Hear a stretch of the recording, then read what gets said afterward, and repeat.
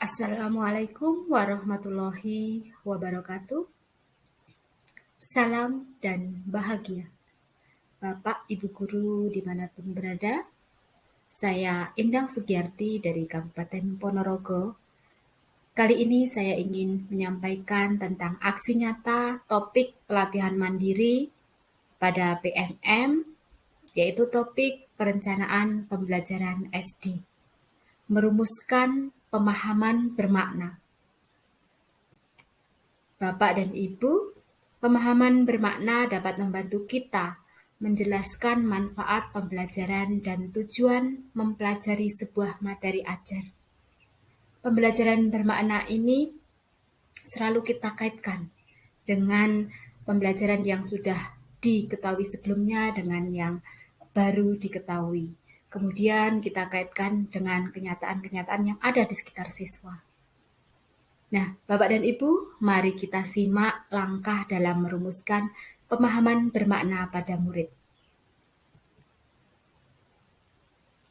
Saya di sini mengambil mapel PKN pada fase C, yaitu dengan topik makna persatuan dan kesatuan bangsa dalam semboyan negara Indonesia Bhinneka Tunggal Ika. Nah, tahap yang pertama yaitu menuliskan ide yang terlintas di pikiran terkait topik pembelajaran. Ketika kita mendengarkan makna persatuan dan kesatuan bangsa dalam semboyan negara Indonesia Bhinneka Tunggal Ika, apa yang terlintas Bapak dan Ibu? Jadi tuliskan ide yang terlintas di pikiran. Yang pertama, ini contoh saja, yaitu keberagaman yang ada di Indonesia. Yang kedua, cara menjaga persatuan dan kesatuan.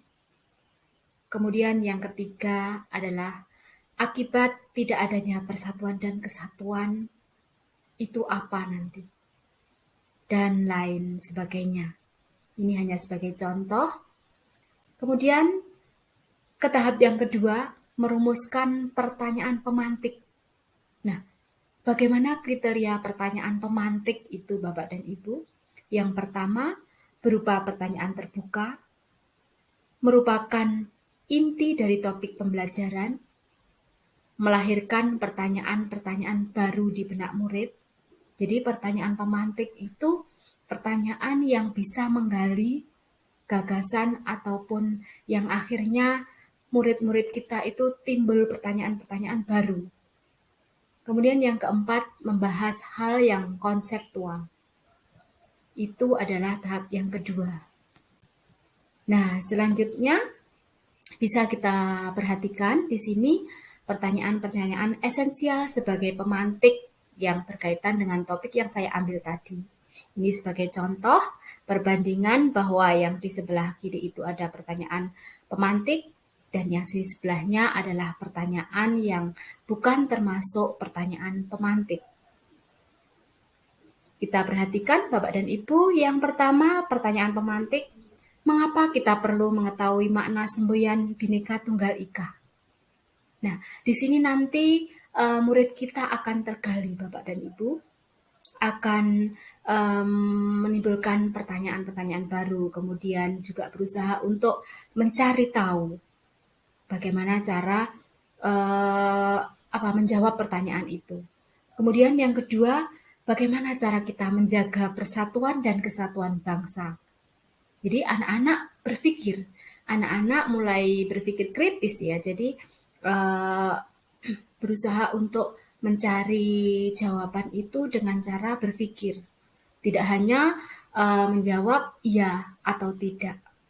Kemudian yang ketiga adalah apa yang terjadi jika kita tidak saling menjaga persatuan dan kesatuan.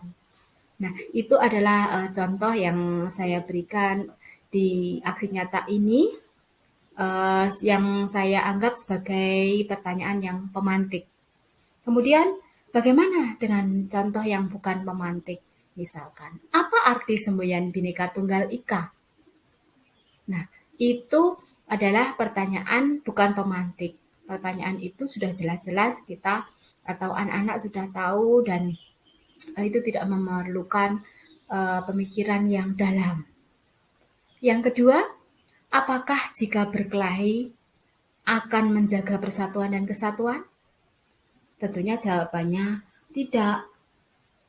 Iya, atau mungkin jawaban dari anak itu tidak perlu membutuhkan penasaran atau pertanyaan barunya juga tidak bisa muncul dengan pertanyaan yang bukan pemantik. Apa kita harus menghormati keberagaman? Tentunya jawabannya iya, harus.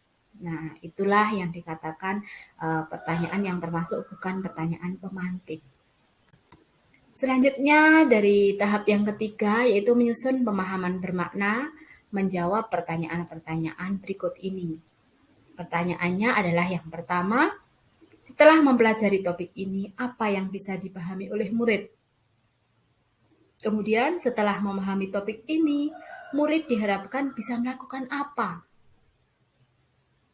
Jadi itu merupakan pertanyaan untuk menyusun pemahaman bermakna.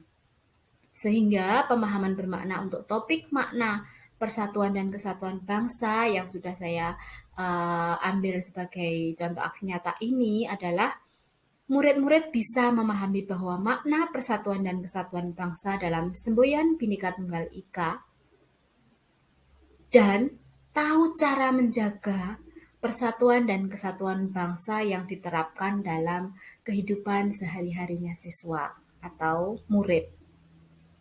Itu jadi pemahaman bermakna yang saya terapkan atau saya susun untuk aksi nyata di topik ini.